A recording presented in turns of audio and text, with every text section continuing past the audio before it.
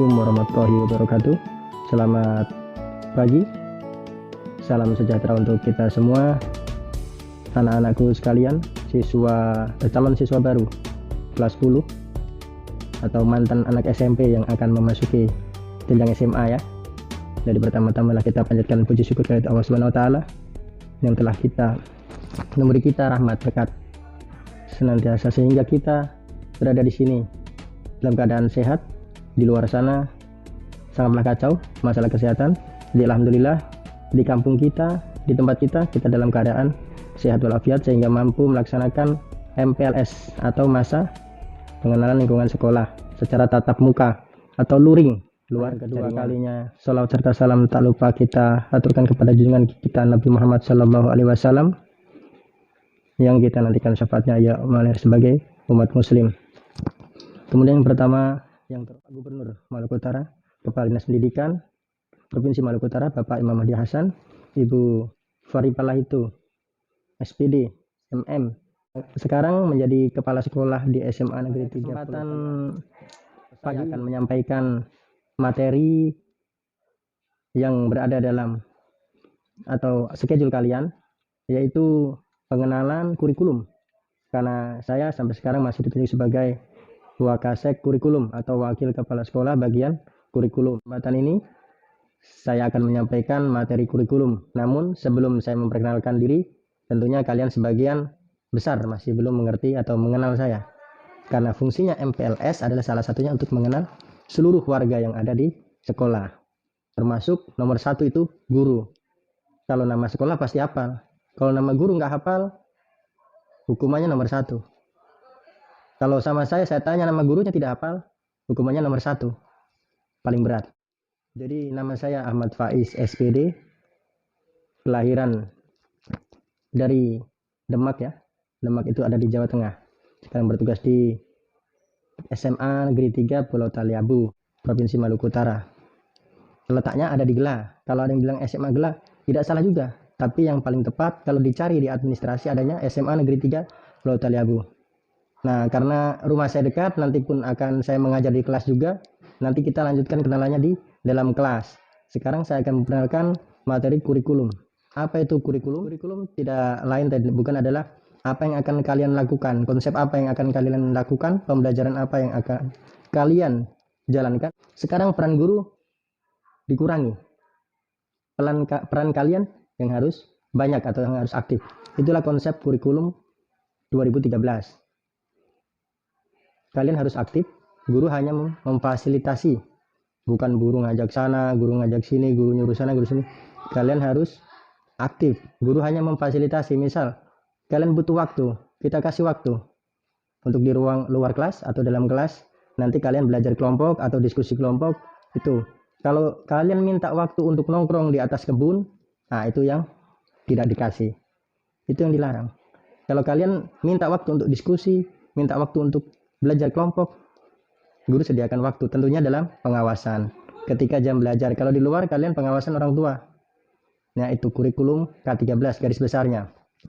Kegiatan belajar mengajar di dalam kurikulum 2013 itu ada 3 poin utama dalam kelas per pelajaran. Yang pertama, Bapak Ibu guru itu membuka pertemuan dengan menerapkan senyum, salam sapa, Assalamualaikum, bagaimana, apa kabar, menanyakan kabar, selamat pagi, atau salam sejahtera. Kemudian memberi fasilitas kalian waktu untuk berdoa sesuai agama dan kepercayaan kalian masing-masing. Kemudian memperkenalkan kita mau belajar apa, manfaatnya apa, standar kompetensi yang akan kalian capai itu apa, manfaatnya untuk apa, itu ada dalam pembukaan dalam sebelum belajar. Kemudian inti. Nah, inti itu Bapak Ibu guru menjelaskan di situ. Kalau kalian tidak paham ada tanya jawab, kalau tidak paham lagi diskusikan dengan metode-metode mencari masalah dan lain sebagainya. Kalian diskusi dalam situ, diskusi, guru menjelaskan, kalian mendengarkan dan lain sebagainya, sehingga masuk ke yang langkah ketiga, yaitu penutup. Penutup itu apa? Merangkum permasalahan dan kalian mengekspresikan apa yang kalian pelajari. Ya. Nah, kemudian Guru melakukan juga penilaian. Penilaian bukannya di akhir, tapi dari awal sampai akhir, guru mengamati, mohon maaf, sambil menilai kalian mau sikap, pengetahuan, kemudian praktik. Nah, ada 3 penilaian setelah itu, entah itu di dalam proses pembelajaran maupun di akhir 3 bulan sekali, 6 bulan sekali, atau akhir tahun, ataupun kelulusan. Itu cuma ada 3. 1, kognitif, yaitu pengetahuan. 2, psikomotorik atau nilai praktik kalian. Praktik, bukan tingkah laku. Praktik atau hasil kerja atau hasil pemahaman kalian yang kalian aplikasikan dalam bentuk produk, itu namanya praktik. Ada hasilnya, bentuknya. Kalau pengetahuan kan hanya pemahaman. Kemudian perilaku atau afektif. Perilaku ini paling penting. Kalau di sekarang ini paling penting perilaku. Perilaku D tidak naik kelas. Perilaku C lebih dari 3, bahaya, merah, lampu merah.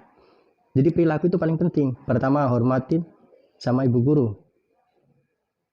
Kedua, ikuti segala aturan sekolah. Dan lain sebagainya lah.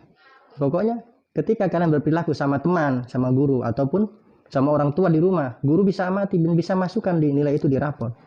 Kalian di sekolah baik, di rumah bentak-bentak orang tua, itu afektif kalian bisa D, bisa C. Kalian di sekolah bagus, nurut, di kampung suka nyolong ayam. Kalian di sekolah bagus, nurut, alim, di kampung suka nyolong mangganya tetangga. Nah, itu nilainya itu.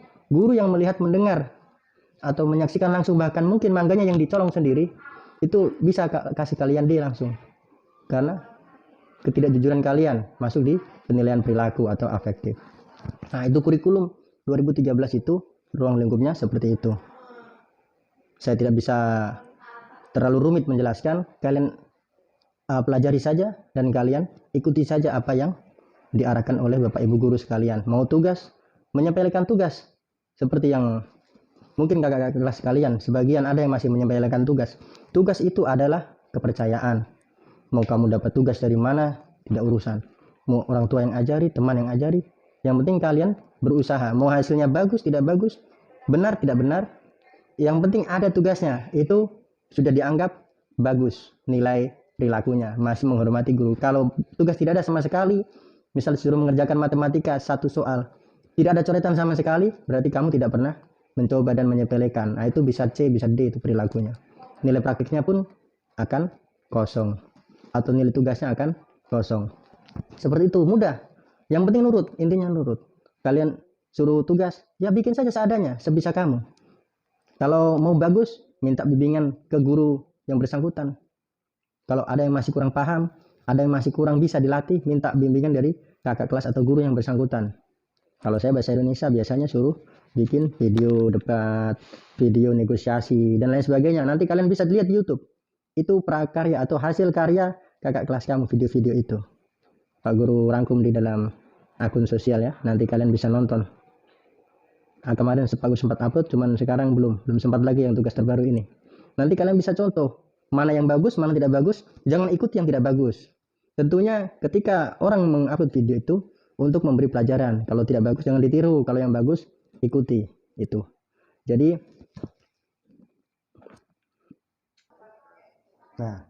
jadi itu yang tercakup dalam kurikulum K13. Namun ada modifikasi atau penambahan-penambahan yang diperlukan untuk mewujudkan nilai-nilai karakter kalian, baik sosial maupun spiritual. Di antaranya, 1, ada kegiatan sholat berjamaah di setiap sebelum pulang atau setiap zuhur jam 12. Nah, kalian jam 12 itu bel untuk sholat zuhur. Ingat itu masuk di dalam jadwal. Bukan kalian mau tanya, Pak, sholat tidak? Wajib bagi yang Islam. Yang Muslim menghormati, nunggu sambil istirahat sekitar 15 menit untuk mempersilahkan yang Muslim sholat duhur. Itu namanya toleransi. Kalau yang Muslim itu menjalankan kewajiban. Bukan kalian kabur-kabur lari ke belakang, bukan. Kamu diberi waktu untuk sholat duhur supaya sampai rumah nanti sudah bebas dari namanya kewajiban kamu untuk sholat bagi yang Muslim. Jadi pulang, makan, istirahat, sudah tenang. Orang tua juga tidak tanya-tanya. Nah, itu untuk mewujudkan nilai spiritual, nilai karakter spiritual.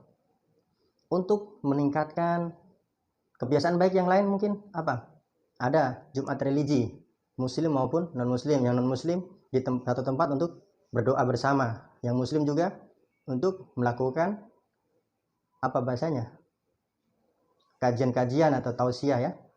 Ada pidato-pidato dan berdoa, mengaji sebentar setiap Jumat pagi sebelum pelajaran. Waktu yang dialokasikan sekitar 1 jam. Jadi mulai pelajaran diawali jam 8, masuk jam 7 itu sudah masuk di ruang. Jadi apel tidak lama-lama kalau hari Jumat, apel pagi. Kalau apel pagi pasti itu rutinitas setiap hari. Praktik baik yang lain adalah misal hari Sabtu sehat. Sabtu sehat itu luas. Ada bisa bersih-bersih, bisa senam dulu, baru bersih-bersih, atau bisa senam dulu, kemudian lari pagi, atau lari pagi dulu biasanya subuh-subuh lari, kemudian kalian senam bersama, atau bersih-bersih lingkungan sekolah bersama-sama. Karena lingkungan sekolah kita luas tanahnya, jadi rumput tinggi-tinggi, gampang tinggi sekali, dan kita punya kewajiban bersama untuk merapikannya supaya terlihat terawat. Dan itu akan mengenakkan kita ketika kita misal duduk di para depan-depan kelas, itu sekitar kelas itu rapi dan bersih, itu akan lingkungan sehat, pandangan juga enak, nyaman. Nah, itu salah satu manfaatnya. Kemudian pembiasaan yang lain adalah hari Senin upacara, hari Selasa, Rabu, Kamis itu membaca pagi. Jadi 30 menit sebelum masuk pelajaran, karena dimulai pelajaran jam 8, setelah apel kalian harus semuanya ke perpus, dan di depan perpus sudah disediakan buku-buku untuk membaca pagi. Jadi mau baca apapun yang kamu mau, ambil buku di situ, kemudian cari tempat yang paling nyaman di sekitar perpus atau di dalam atau di halaman, di bawah pohon ketapang, silahkan. Yang penting kalian membaca. Fungsinya apa? Untuk membiasakan kalian membaca, karena yang saya rasakan intak kalian atau pemahaman kalian itu masih rendah. Jadi yang saya rasakan sampai saat ini, karena saya guru bahasa Indonesia, ketika kamu membaca satu paragraf sampai di ujung paragraf tidak paham apa yang kamu baca, nah itu berarti pemahamannya masih rendah, ataupun sudah paham tapi hanya sedikit, tidak secara rinci, itu ada intaknya masih rendah. Nah itu jadi harus kalian biasakan tuh membaca tiap pagi. Kalau 1 minggu 3 kali pagi itu yang diwajibkan.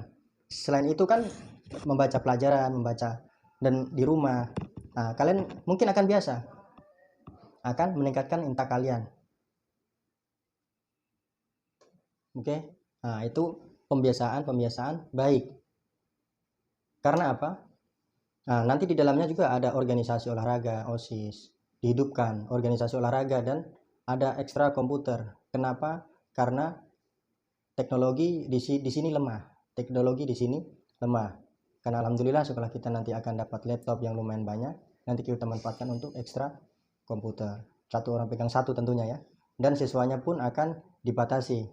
Karena secara ekstra itu belum bisa dibolehkan. Nanti bagaimana metodenya? Yang penting memenuhi protokol kesehatan.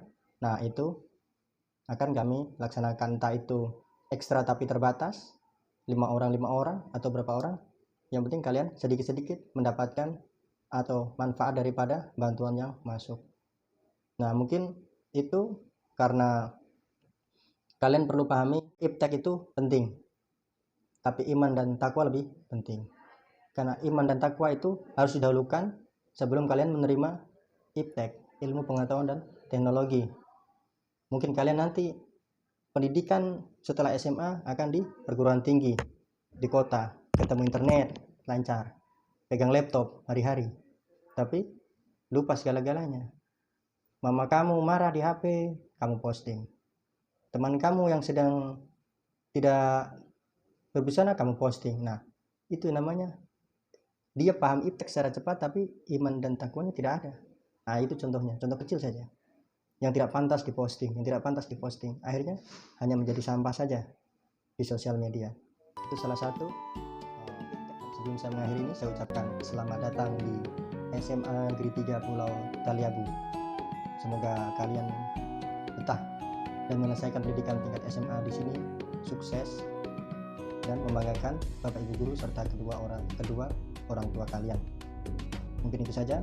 Apabila ada kesalahan dari saya mohon maaf yang sebesar-besarnya karena saya belum mampu hadir tatap muka di depan kalian karena masih ada halangan. Ya. Terima kasih. Assalamualaikum warahmatullahi wabarakatuh.